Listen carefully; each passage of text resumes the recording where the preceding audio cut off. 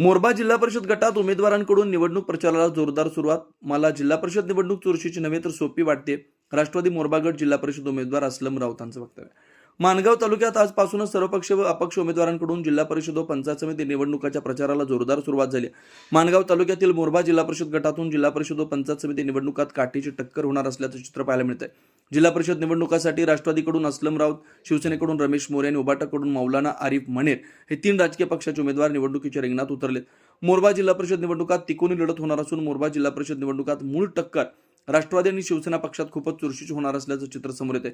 मात्र राष्ट्रवादीचे उमेदवार अस्लम राऊतांकडून ही जिल्हा परिषद निवडणूक चुरशीची होणार नसून त्यांच्यासाठी सोपी होणार असल्याचा पुरार इथं अस्लम राऊत यांनी प्रचारादरम्यान आपला विश्वास व्यक्त केला.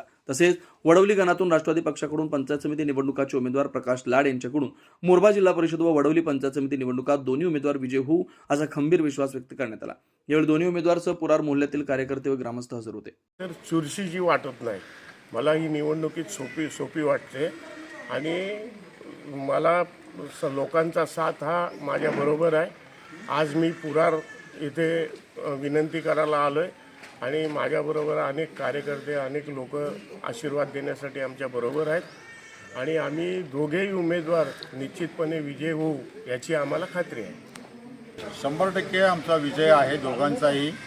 तिरंगी असू द्या, चौरंगी असू द्या, या ठिकाणी आम्ही आमचे जो मित्रपरिवार आहे गेली 35 वर्ष आम्ही राजकारणामध्ये काम करत आहोत आणि अशा परिस्थितीमध्ये विकासाची कामं, योजना कशा आणणं आणि तटकरे साहेबांचा आशीर्वाद असल्यामुळं आम्ही 100% या ठिकाणी या गणातून निवडून जाणार आहोत याची खात्री आम्हाला.